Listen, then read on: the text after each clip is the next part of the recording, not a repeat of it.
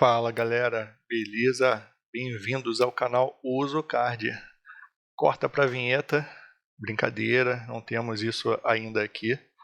Bom, deixa eu falar um pouco dessa minha ideia de conteúdo. Se você chegou até aqui, deve ser porque está buscando saber mais sobre o White UV4. Ou talvez esteja buscando uma maneira de entender melhor o contexto dos assuntos abordados. Se você comprou o curso e já tem o material, você, talvez assim como eu, tenha ficado com algumas lacunas para compreender alguns conceitos que são um tanto confusos mesmo. Então, eu criei esse método para vocês verem a seguir, onde eu acredito que vão assimilar de maneira mais interativa, com referências práticas do dia a dia, exemplos e tudo mais. Só ressaltando que essa metodologia é baseada no material do curso e principalmente nas questões dos simulados. Eu só acrescentei a minha ideia e comentários sobre aquilo que eu mesmo fui montando. Serviu para mim e espero que sirva para você também. Antes de mais nada, sai do telefone, deixa ele aí, põe no silencioso e presta atenção para você entender. Aproveita e desce um pouco o vídeo para curtir, seguir e compartilhar. Beleza? Então, simbora! Vamos começar pelos conceitos-chave. Demanda. É uma entrada no sistema de valor de serviço com base nas oportunidades e necessidades das partes interessadas. Tá? Sistema de valor de serviço, o SVS, a gente vai ver mais para frente, tá? E aí qualquer coisa assim de ideia vai encaixar depois, tá? Não se preocupe. Mas como assim, tá? A ideia de entrada no SVS é que uma entrada alimenta um processo ou prática, tá? Ali dentro, fornecendo informações para a tomada de decisões e execução de atividades que vão gerar valor por meio da entrada de serviços. As entradas podem vir de uma requisição ou incidente, o que na prática dará início a uma demanda de atividade para aquela tarefa. Ok? Agora, em relação ao termo valor, algo que vamos ver muito por aqui, eu vou reforçar para quem ainda não conseguiu entender. Valor é como se fosse 5 estrelas que você dá para o Uber. Quer dizer a significância a significância que uma empresa vai ter para o cliente, tanto no que ela representa, quanto também para o valor financeiro. Ou seja, que nem um jogador de futebol. Quanto melhor ele joga, mais valor ele passa a ter. Certo? Vamos passar para serviço. É uma atividade que dá suporte ao desempenho do consumidor.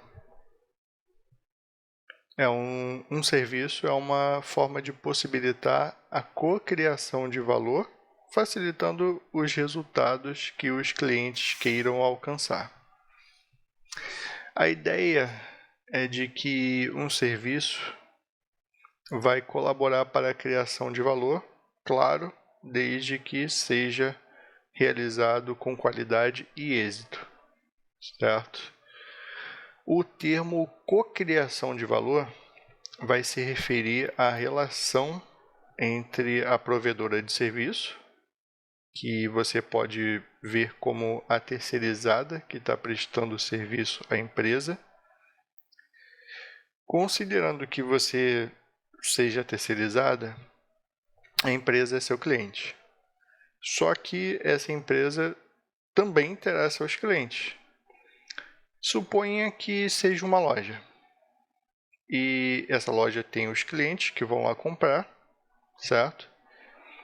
O bom serviço vai construir a imagem que os clientes terão sobre a empresa e a empresa vai construir a imagem que ela terá de você, como terceirizada, já que você estará ajudando ela a alcançar esse resultado.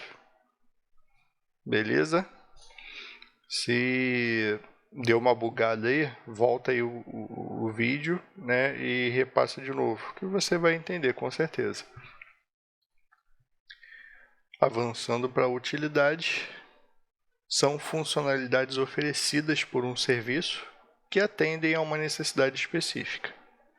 A ideia é que simplesmente uma utilidade é a funcionalidade que um serviço oferece. Nada mais, nada menos. Garantia é a garantia de que um produto ou serviço atenderá aos requisitos acordados. A ideia aqui envolve o que foi acordado no contrato, ou seja, o que o serviço vai abranger, o que ele vai atender de requisito quando for executado. Ok? Gerenciamento de serviço. Gerencia um conjunto de recursos ou capacidades organizacionais capazes de gerar valor aos clientes na forma de serviço. A ideia é que uma empresa gera valor ao cliente através de um serviço bem feito, ok? E o gerenciamento de serviço é o que vai coordenar isso, né, pelo meio, né, pelo qual ele é executado. Tá? É basicamente isso. Papéis. Bom, dentro de papéis, né, temos o usuário. Papel do usuário, por assim dizer, né? É o papel de quem utiliza os serviços. Tá? É a pessoa que vai utilizar o serviço. Patrocinador é o papel de quem autoriza um orçamento ou quem dá apoio financeiro. A ideia é de um sócio ou dono, né, quem detém um investimento ou verba para autorizar a compra ou execução de algo. Cliente é o papel da pessoa que define os requerimentos para um serviço e é responsável pelos resultados do consumo do serviço. Isso é interessante. A ideia de responsabilidade é que se o cliente foi quem gerou os requisitos acordados para um serviço, ele é o responsável, né, pelo resultado desse serviço, desde que o serviço tenha sido entregue corretamente. Tá? Voltando a frisar. Se não, pode entrar na questão da garantia que vimos. Um exemplo bem legal seria eu, como provedor de serviços, no caso uma terceirizada geralmente, vamos dizer que implantei na empresa a prática de que ninguém deve sair com um equipamento ou levá-los para casa sem a devida documentação de saída, como empréstimo, fornecida pela equipe de TI, certo?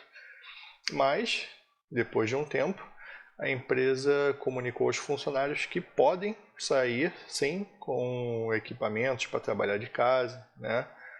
E daí ocorrem extravios, furtos, o que acaba impactando na entrega de serviço ao consumidor.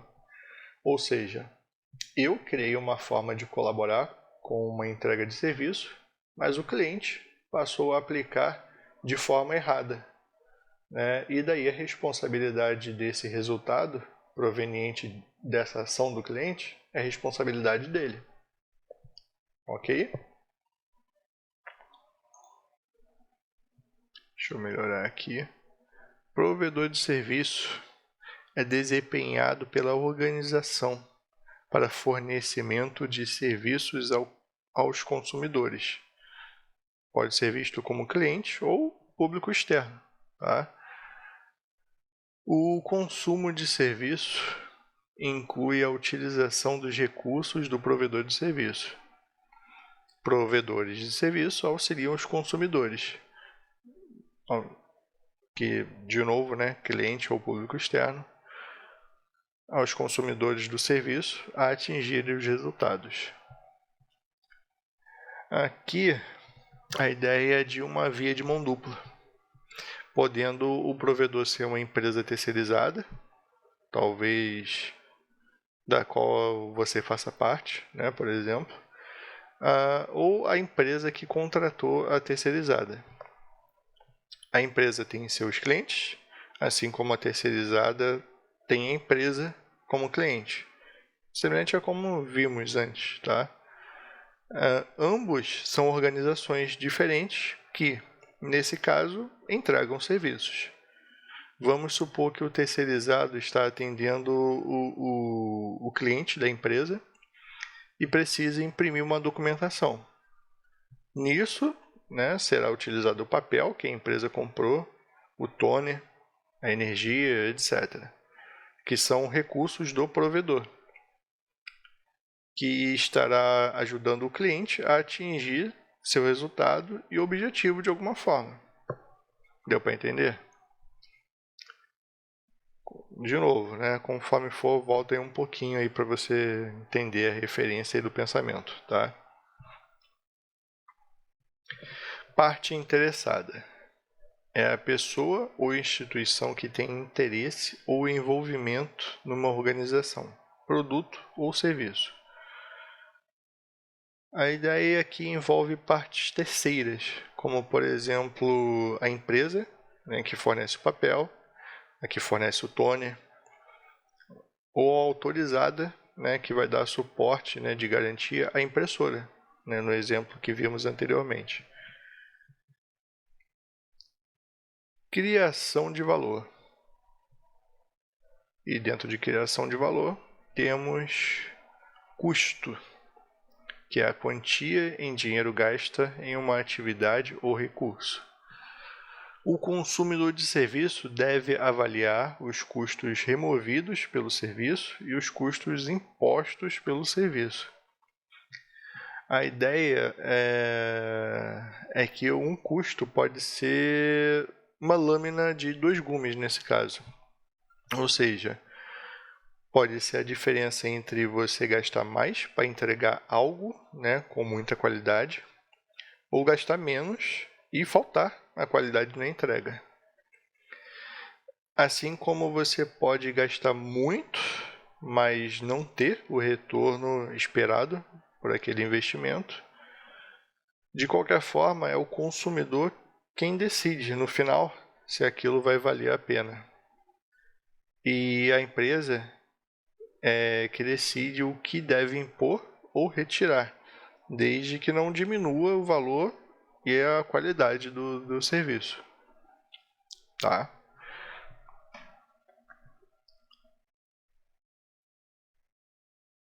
Organização.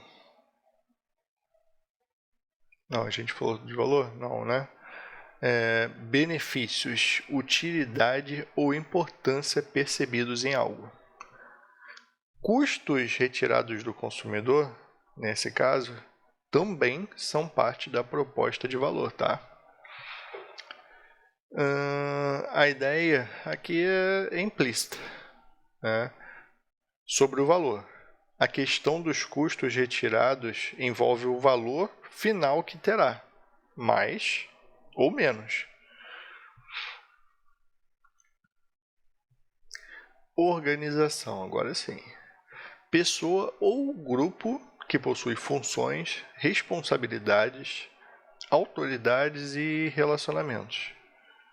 Aqui a coisa está implícita, né? A ideia é isso mesmo. Saída é um entregável de uma atividade. A ideia aqui é, vamos supor que já houve a conclusão de uma demanda que surgiu. Como, por exemplo, foi feito um pedido de um novo equipamento que gerou uma requisição, que foi para o estoque, que gerou a documentação daí passou por todo o processo de logística até ser entregue e instalado. Deu para visualizar? Resultado é o resultado de uma ou mais saídas. É de responsabilidade do cliente, como vimos já, né? Consequências desejadas por uma parte interessada, provedores de serviço auxiliam os consumidores do serviço a atingirem os resultados esperados.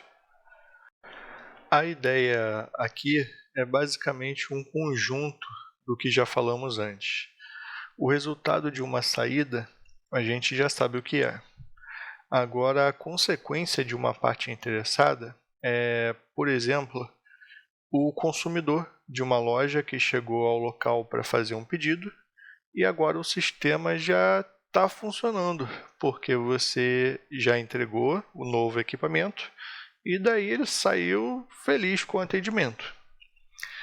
Já o auxílio aos consumidores é basicamente um dever do prestador de serviço, já que os consumidores podem ser os funcionários do seu cliente ou os clientes do seu cliente, como no exemplo da loja. Ok? Risco. É possível evento de causar perdas ou danos. Provedores de serviço devem gerenciar o nível detalhado de risco no lugar do consumidor. A ideia é referente a incertezas e probabilidades de ocorrer, ok? Mas, nesse caso, é o provedor de serviço que deve gerenciar o risco para o cliente. Exemplos, dependendo do negócio, podem ser simulações financeiras ou como os gerentes, né, de investimento cuidam do dinheiro, tá? Até de coisas mais simples, como colocar aquela placa, né, de piso molhado no chão, para nenhum cliente ou consumidor escorregar, né? É um cuidado ali. Na TI, pode ser um vazamento de dados, que precisa ser evitado, para que isso não ocorra, né? Então, essa é a ideia do risco. Relacionamento de serviço. Relacionamentos de serviço. E dentro temos oferta de serviço. Descrição dos serviços projetados para atender às necessidades do cliente ou consumidor. Inclui bens, acesso a recursos e ações de serviço. A ideia é de tudo aquilo que é requisito necessário numa oferta de serviço. Por exemplo, toda vez que você precisa de um computador ou tablet e impressora para realizar um cadastro, por exemplo, criar uma documentação e imprimir, entendeu? Gerenciamento de relacionamento de serviço. Atividades conjuntas realizadas entre o provedor e o consumidor para garantir cocriação de valor contínuo com base nas ofertas de serviços.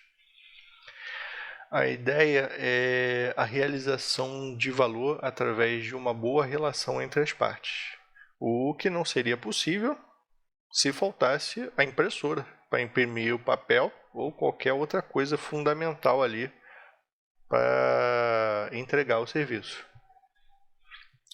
Legal? Ok. Provisão de serviço. São atividades realizadas para prestar um serviço.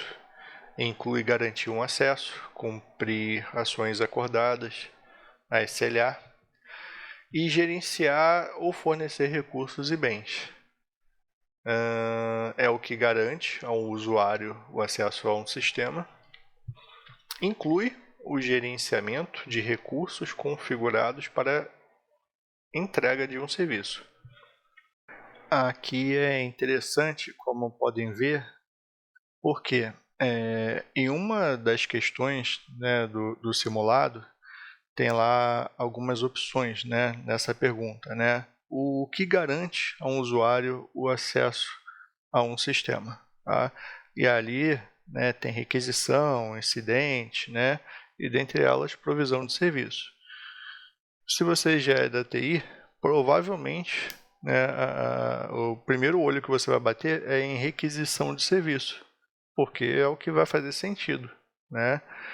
Mas para a ITIL, tá, é a provisão de serviço que garante a um usuário, né, o acesso a um sistema, tá? Porque é um serviço, né, que você está provendo para atender aquela solicitação, tá? A ideia é basicamente essa. Sei que pode ser um pouco confuso, mas gravem isso, tá?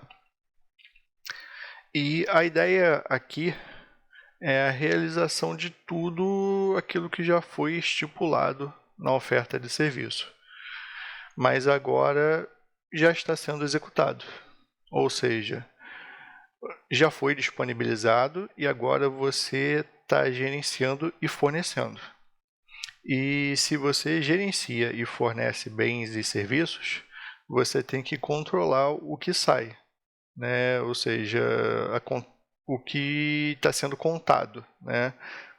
Pois precisará prestar contas daquilo que foi utilizado, né? Ou seja, se foi impresso 100 páginas na impressora, né? Você tem que gerenciar aquilo ali para não deixar alguém imprimir o que não for, né, proveniente ali do trabalho, né? Porque você vai ter que pagar por aquilo, né?